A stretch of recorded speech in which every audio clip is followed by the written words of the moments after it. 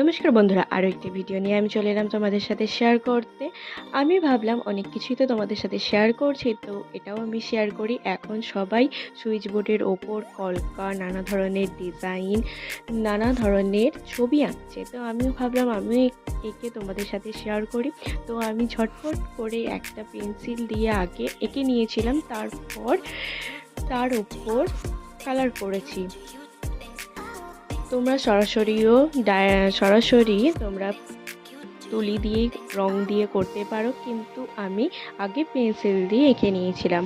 তো তোমরাও এরকম ডিজাইন করতে পারো, এবং এরকমই ডিজাইন আরও পেতে তোমরা আমার চ্যানেলটাকে অবশ্যই সাবস্ক্রাইব করে রেখো, এবং আমার ভিডিওটা পছন্দ হলে লাইক কমেন্ট করতে ভুলবে না। আমি আরও ভিডিও দেব, তোমরা দেখবে। অনেক অনেক